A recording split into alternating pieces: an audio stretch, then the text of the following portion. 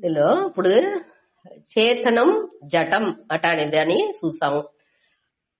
పురుషన్ వచ్చి చేతనం, ఇది వచ్చి జటం. అనగా నిర్వికారం. పురుషన్ వచ్చి ఏ విధమైన మారుబాటు దానిలో ఉంటది. ప్రకృతిలో వచ్చి అది సవికారం. అనగా నిర్గుణం. నిర్గుణం అనేప్పటికీ ఏ విధమైన గుణமும் అట్றது ఇది పురుషన్. సగుణం అనేప్పటికీ అన్ని గుణాలు, ఈ మూணு సత్వ రజస్ తమస్, ఆ మూணுடைய காம்பினேஷன் లో ஏகப்பட்ட குணாலு. అది వచ్చి పంచభూతాలుடைய గుణాలు, ఇంద్రియాలుடைய గుణాలు, శబ్ద స్పర్శ రస గంధ అన్ని ఉండేగా. అట వెవ్వేరు గుణాలు, మనసునుடைய గుణాలు, అట అన్ని గుణాలని దానిలో ఆ ఒక 3 గుణాలని పెట్టి ఏకపట్ట గుణాలు అది విరించుకునే వచ్చి అన్ని విధమైన గుణాలని దానిలో వచ్చితుంది. అది సగుణ. அடுத்து ఇది వచ్చి సత్యం, అది మిథ్య. 3 కాలంలోని పురుషన్ ఉంది, మారహండ. ఇది వచ్చి మిథ్య, తోట్ర మాత్రంగా ప్రకృతి అనే ఆ మాயை ఉంది. ఇదే దానిuடைய வித்தியாசம். பொதுவான இயல்பு వచ్చి అనాది, రెండునేని పடைப்புకు కారణంగా ఉంది అనేది వచ్చి అనాది అనేది సత్యత్వాత్ అనాది వచ్చి పురుషన్, మిథ్యత్వాత్ అనాది వచ్చి ప్రకృతి. అనగా పடைப்பு అనేప్పటికీ పరిణామి ఉపాదాన కారణం వచ్చి ప్రకృతి, మాయ వచ్చి పరిణామి ఉపాదాన కారణం ప్రకృతి మాயை, వివర్త ఉపాదాన కారణం పురుషన్. దీన్ని జ్ఞాపకపెట్టుకోవాలి. அதே மாதிரி வித்தியாசம் అనేప్పటికీ చేతనం జటం ஒன்னாவது, రెండవది వచ్చి నిర్వికారం సవికారం. అనగా నిర్గుణం సగుణం, సత్యం మిథ్య అట మన పురించుకోవాలి. దీన్ని మనం తెలుసుకున్నామంటే క్లియరా ఇది వచ్చి రెండుని పట్టియ. ఇంకా ఈ 23 దాకా ఇదే మెయిన్ టాపిక్. దీనిలో 13లో ఇప్పుడు వచ్చేదిలో దీనితోని మెయిన్ టాపిక్ ముడించుతుంది. దాని నుంచి దీన్ని కొంచెం గమనంగా మన పురించుకోవాలి. దీని బేస్ చేసే మనకు వచ్చి సంసారం అనేది ఎట్టా అవుతుంది అనేది ఇంత అని గాడితడతు సిప్ప వేరు. దాని నుంచి కొంచెం గమనంగా పురించుకోవాలి. అనగా ఇంకొకటి పురుషన్ అనే దానికి అదాவது ఆ సొల్లు ఎట్టా వచ్చింది అనే దానికి 2 విளக்கம் చెప్పారు. ఏற்கனவே మనం ఇది చూసిండాము. పురి సయతే ఇది పురుషః. పురుషన్ అంటే పురి అంటే ఈ పురాలో, ఈ దేహం అనే నగరాలో వసించేవాడు. సయతే అంటే నిద్రపోతాడు అని అర్థం.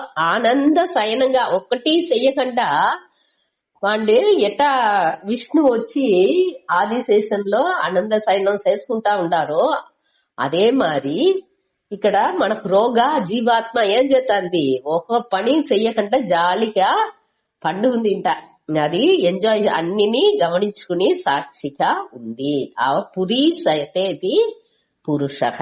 అనగా సర్వం పూరయతి ఇది పురుషః. ఎట్టా అన్నిని సర్వం పూరయతి అన్నిని ముழுமை అడంచేస్తుంది. సత్స్వరూపేణ సర్వం వ్యాప్యతి.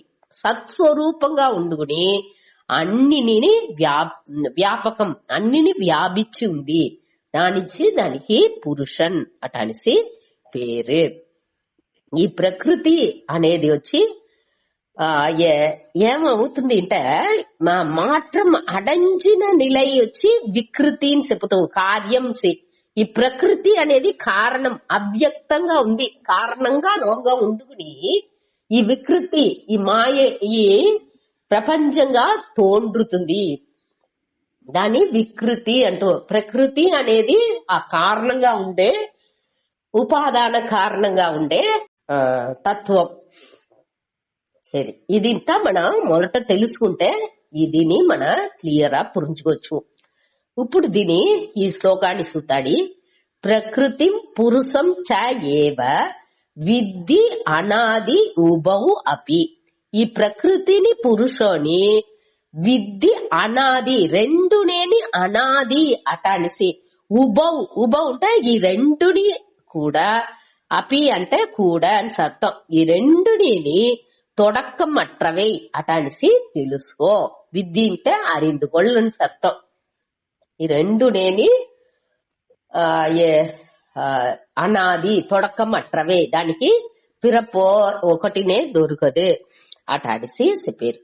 ఇప్పుడు ఈ రెండు అదావదు దేనించి రెండునేని ఎప్పుడు ఉండేది, తొడకం లేకుండా ఎప్పుడు ఉండేది, నిలచి ఉండేది అటాడిసి దేనికి చెప్పారంట, అది ఇరైవనుடைய రెండు తోట్రాలు అనేదానిసి. రెండునేని ఆ మాయ అనేది ఇరైవనుடைய మాయా శక్తి అనేది ఇరైవనుடைய ఒక పార్ట్. ఇప్పుడు ఎట్టా మ్యూజిషియన్ కి ఆ మ్యూజిక్ అనే ఆ శక్తి, పాట పాడే ఆ శక్తి వచ్చి ఎట్టా వాడిని ఒడిసి పిరిచి మన పురించుకుంటూ వెళ్ళోదా, అది వాడిని ఒకటే. అదే మరి ఈ మాయా శక్తి అనేది ఆ ఇరైవన్తో ఒండ్రుబట్టు ఉండేది. దాని నుంచి ఎట్టా ఇరైవన్ ఎప్పుడు నిలచి ఉన్నాడు, ఎప్పుడు ఉండేవాడు అట్టానే ఎప్పుడు వాటితో ఉండే ఈ రెండు ప్రకృతి పురుషన్ రెండు నేని నిలయబెట్టు ఉంది అనేదాన్ని మన పురించుకోలే.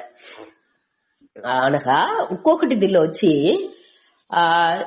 ఈ సాంఖ్య మతాలంతా ఈ ప్రకృతి పురుషన్ రెండు నేని ఏం చెప్తారు అంటే, రెండు నేని ఉన్మై అంటారు. ఈ ప్రకృతిని కర్త అంటారు, పురుషన్ని భోక్త అట అనేసి చెప్పుతారు వాళ్ళదిలో. అది ఆ సాంఖ్య మతాన్ని మన యోசிச்சாదో అదే మరి దానిలో వచ్చి రెండునే ఈ ప్రకృతిలోనే పடைப்பு అనేది తోండ్రుతుంది, రెండునే ఉన్మై అనేదాన్ని చెప్పుతారు. అద్వైతలోనే అదే ద్వైతాలోని ఆ దేవుడు పడచేండు అనేప్పుడు ఈ ప్రపంచంలోని ఉన్మై అనేదాన్ని వాళ్ళు ప్రకృతియే అన్నిని పడచ్చి దానికి ఉండే బలన్నీ అది అనుభవించుకును అనేట్టు వచ్చును. దానించి ఇది తప్పు అనేదాన్ని మన వేదాంతిలు చెప్పారు. మనదిలో ఎట్టా అంటే మనదిని బాగా క్లియర్ గా ఇప్పుడు పురించుకుంటా అనగా రివిజన్ అప్పుడు ఇంకా కొంచెం మన దాన్ని డీటెయిల్ గా చూడాలి. ఇప్పుడు ఇక్కడ వచ్చి ఈ ప్రకృతి పురుషన్ అనేప్పుడు ఈ ప్రకృతి వచ్చి అనాదిగా ఉంది అంటే ఎట్టా మారి అనాది అనేప్పుడు మిథ్యాగా ఉండుకుని అనాదిగా ఉంది. మిథ్య అనేప్పుడు ఏం చూసిండాము, మిథ్య అనేదాన్ని వేరే ఒక్క మతవాదులని ఒప్పుకోరు. అద్వైత సిద్ధాంతాలు మట్టునే దీని ఒప్పుతారు, ఒక్కరినే దీని ఒప్పరు. మిథ్యాగా ఉండుకుని అది తొడకమట్రదుగా ఉంది. ఎట్టా పాము కైరులో పాము తెలుస్తుందో అది వచ్చి తోట మాత్రంగానే తెలుస్తుందే తవిర ఉண்மைగా అక్కడ పాము అనేది లేదు. అదే మరి ఈ ఉలగం అనేది నామరూపంగా అక్కడ తెలుతుందే తవిర అక్కడ సత్తుగా ఉండే ఆ బ్రహ్మం మట్టునే ఉన్మై అనేదాన్ని మన పురుజుగోళ్ళ దానివుடைய అధిష్టానం, దాని ప్రసెన్స్ లోనే అన్ని తోండ్రుతుంది. ఇప్పుడు మన దానికి ఎగ్జాంపుల్ ఏసి పాచుకుంటే, ఇప్పుడు ఐందార ఉంది, ఐందార మండుగుంటా ఉంది. దానిలో ఈ బిడ్డ అన్నా పోయి దాన్ని అంటుతే ఈ ఐందార నా అంచున వచ్చి బిడ్డ అంటుతుంది, ఇది బిడ్డ దీన్ని కొడుతోకూడదు అటాన్సింత దానికి ఎన్నం ఉన్నా నే ఐందారా అటానే ఎన్నం కూడా దానికి ఉండదు. నే కర్తాగా ఉండుకుని దీని మంటాసేను అని ఇదింతా దానికి దొరకదు.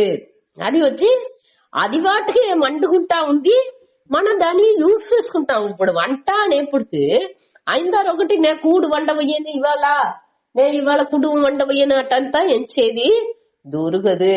మన వచ్చి ఐందారాన్ని ఉపయోగపడితే మన అన్నిని చేసుకుంటున్నాము.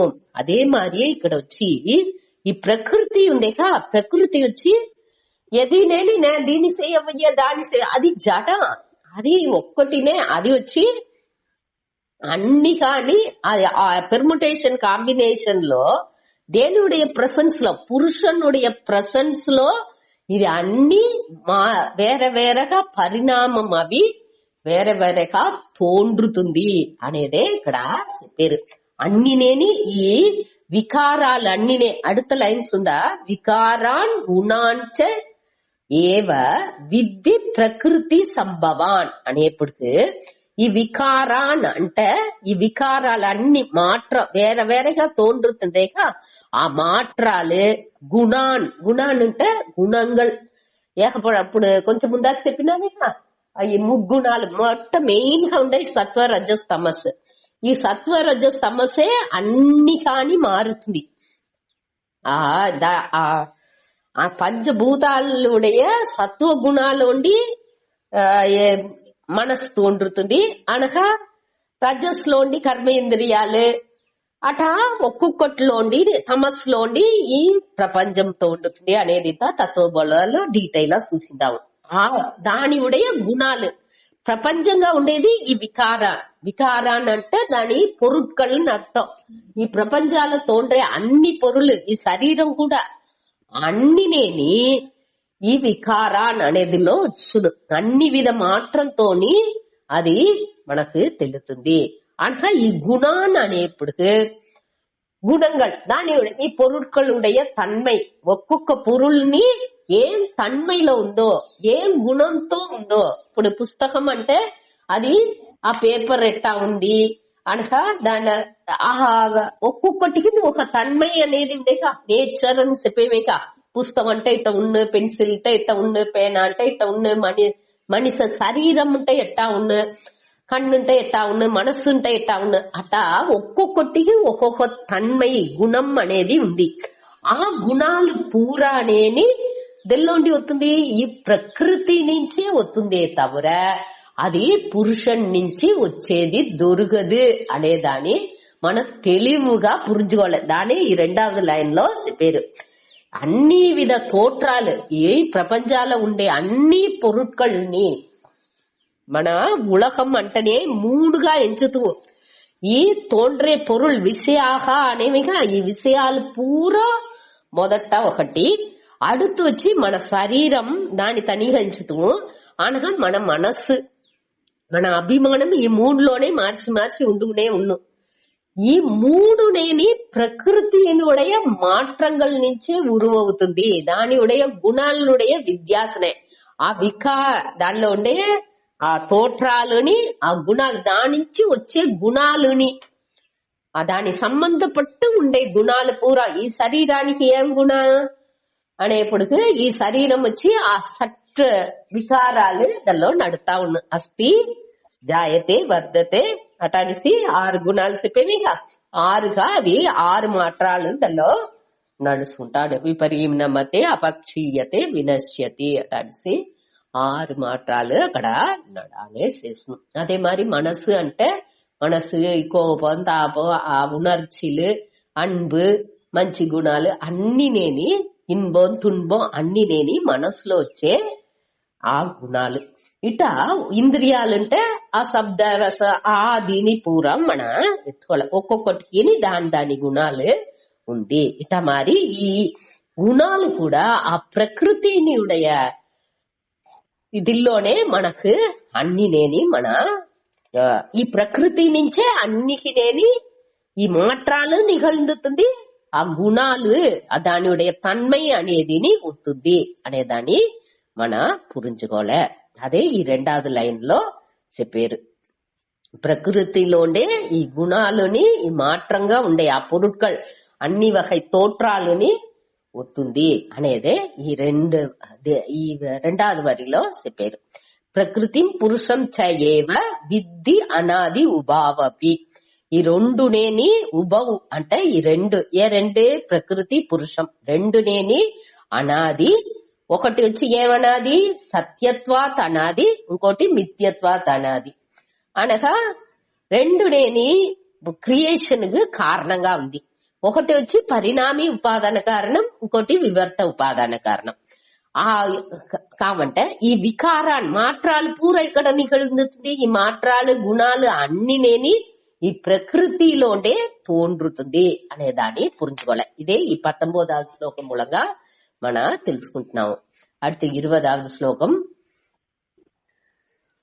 కార్యకరణ కర్తృత్వే హేతు ప్రకృతిరుచ్యతే పురుష సుఖ దుఃఖానాం భోక్తృత్వే హేతురుచ్యతే.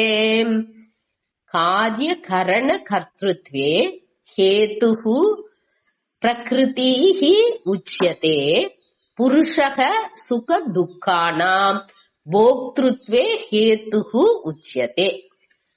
కార్యకారణ కార్యం అనేప్పటికి ఈ శరీరం స్థూల శరీరం ఉండేగా అదే కార్యం. దేనికి దాని కార్యం అనేమో అది వచ్చి ప్రకృతిలోని తోండ్రింది, కారణంగా ఉండే వేరే పొరుల్లోని పంచభూతాల్లో ఉండి అది కార్యంగా అది ఉరువవింది. ఈ ఉడల్ అనేది దానిచి దీని కార్యం అటానికి చెప్పేము. కరణం అంటే కరివిలు సూక్ష్మ శరీరం, మన మనసు ఇంద్రియాలు అన్ని ఉంది, 10 ఇంద్రియాలు అన్ని వచ్చి కరణం. కార్యకరణ కర్తృత్వే అనేప్పటికి కార్యంగా ఉండేదిని కరణంగా, కార్యం అనేప్పటికి ఈ శరీరం, కరణం అనేప్పటికి ఈ కరివిలు అంతఃకరణం అనగా జ్ఞానేంద్రియాలు కర్మేంద్రియాలు ఇది అన్నినేని కర్తృత్వే అనేప్పటికి దాన్ని ఉరువాకే దానికి దాని అది ఉండావదற்கு అది ఉరువాకే దానికి హేతుః అంటే కారణంగా ఏది ఉంది ప్రకృతి ఉచ్యతే. ఈ ప్రకృతియే ఇది ఈ కార్యం కరణం. కార్యం అంటే ఈ శరీరం అనగా కరణం అంటే ఈ మనసు బుద్ధి ఇది తని ఈ మనసు జ్ఞానేంద్రియాలు కర్మేంద్రియాలు ఇది అన్ని నేని ఉరువకి బిందుకు ఏది కారణంగా ఉంది ప్రకృతికి వచ్చి కారణంగా ఉంది. అదావదు దీనిలో మెయిన్ గా ఏమి ఇది పురించుకోవాలంటే ఈ కార్యంగా ఉండే శరీరాన్ని కరణంగా ఉండేదిని అడితే ఎట్టా వచ్చి మనకు వచ్చి ఏది కారణంగా ఉందో దానియుடைய నేచర్ ఈ కార్యాలోని ఉన్ను అనేది మన తెలుసుకోలే. మనకి ఈ ప్రకృతి అన్నికి కారణం అని. ఇప్పుడు ప్రకృతి అంటే ఏమి మాయ ఏమి మాయ అంటే ముగ్గుణతో ఉండేది. ఇదే ఈ శరీరాన్ని అడితే ముగ్గుణంగా ఉన్ను, మనసు కరణాలని ఆ ముగ్గుణతోనే ఉన్ను అనేదాన్ని మన పురించుకోలే. అదే టయాలో ఈ ప్రకృతి అనేది జడం, అదే మరి ఇదిని జడంగానే ఉన్ను. ఈ మనసు బుద్ధి శరీరం అన్ని లేని జడం. జడనా నాకు గిల్లుతే పోటంచుతుంది అంటే ఇది ఎట్టో జడంగా ఉండిందలోను అట అనేసి మనకు సందేహం వచ్చేప్పటికి ఇది ఏమి మన దృగ్దృశ్య వివేకాలు చూసిందాము. ఇంకా ఇది వచ్చి రిలేటివ్ దృక్ అట అనేసి మన చూసింటాము. అది వచ్చి పురుషన్లో ఉండి ఆ తన్మైని పురుషన్ సూర్యునుடைய ప్రతిబలిపు ఎట్టా కన్నాడిలో బింబించి దానిలో ప్రతిబింబించి ఆ ఒళి వచ్చి ఆ ఒళి మూలంగా మన రూమ్ లో ఉండేది తెలుసుకుంటున్నాము. అదే మరి ఈ పురుష చైతన్యం పురుషన్లోనే ఆ చిత్ చైతన్యத்தினுடைய ఆ அறிவு స్వరూపానివుடைய దీది వచ్చి ప్రతిబింబించేప్పటికి మన మనస్సులో ప్రతిబింబించేప్పటికి ఆ అన్ని మనసు ఈ ఇంద్రియాలు అన్ని ఉణర్వు స్వరూపంగా అవుతుంది. మొదట మనస్సు ఉణర్వుగా అవుతుంది. అనగా ఈ ఒళ్ళు కూడా ఒళ్ళు అనేప్పటికి ఇంద్రియాలు ఈ ఒళ్ళు అనే ఈ తోల్ ఒళ్ళు అనేప్పటికి ఫుల్ తోలుతోనే మూసింది. ఆ త్వక్ జ్ఞానేంద్రియాలు పూరా అనేని ఉణర్వు స్వరూపంగా అవుతుంది అనేదాన్ని మన పురుంజుకోలే. ఇక్కడ ప్రకృతి వచ్చి జడనే. ప్రకృతి జడం అనేప్పుడు ఈ శరీరం మనసు అన్ని నేని జడనే అనేదాన్ని మన క్లియర్ గా పురించుకోలే. ఈ మనసు మనకు జడ లేదే. ఇప్పుడు మన మనసులో అరించుకుంటున్నామే, మన మనసుతో పురించుకుంటున్నామే అంటే అది వచ్చి పురుషంలోండి ఆ చిత్తుని కడన్ వాంగి అది దాని పురించుకుంటుంది. తవర దాని ఒరిజినల్ గా దానికి చైతన్యం చిత్ స్వరూపం అది లేదు. అది రిలేటివ్ దృక్ అనేదాన్ని మన పురించుకోలే. అదే ఇక్కడ ఈ వరి మూలంగా మన క్లియర్ గా పురించుకోవాల్సింది. కార్యకరణ కర్తృత్వే హేతు ప్రకృతి ఉచ్యతే అనేప్పటికి ఇది వచ్చి ఉపాదాన కారణంగా ఉంది. ఈ స్థూల శరీరం సూక్ష్మ శరీరం రెండు ఉరువ విందుకు ఇది ఈ ప్రకృతియే కారణంగా ఉంది. అది వచ్చి ప్రకృతినుடைய తన్మై మనసు సవిక ఆ డిఫరెన్స్ లో చూసేప్పుడు అది జడంగా సవికారం సగుణం మిథ్య అటానిసి చూసాము. ఇది అదే మరి ఈ శరీరం మనసు జ్ఞానేంద్రియాలు ఇది అన్నినే కూడా జడ సవికారం మాత్రం అవుకుంటానే ఉన్ను సగుణం దానికి గుణాలు అన్నినే ఉన్ను అనగా మిథ్య అది తోట్ర మాత్రంగా విளங்குతుంది. అది ముక్కాలం ఉண்மைగా ఉండేందుకు వాய்ப்பு లేదు అనేదాన్ని మనం క్లియర్ గా పురించుకోలే. ఈ కార్య గుణాలు కారణ గుణాలు కార్యాలు అనువర్తతే వర్తంతే అంటారు. కారణ గుణాహ కార్యే అనువర్తంతే అంటే ఏమిటే కారణాలు ఉండే గుణాలు అన్ని ఎది కారణంగా ఉందో మన తంగాలో ఆభరణం చేసేము అంటే తంగానుடைய గుణాలు అన్ని ఆభరణాలు ఉన్ను. అదే మరి ఈ ప్రకృతి వచ్చి హేతు కారణంగా ఉండేదానిచి దానిలోండి తోండ్రియ ఈ శరీరం మనసు అన్ని నేని ఎట్టా ఉన్ను జడంగా ఉన్ను సవికారం మారుదలకు ఉట్పట్టదుగా ఉన్ను సగుణ అది గుణంతో సేరి ఉన్ను அடுத்து అది మిథ్య అది తోట్ర మాత్రంగానే ఉంది.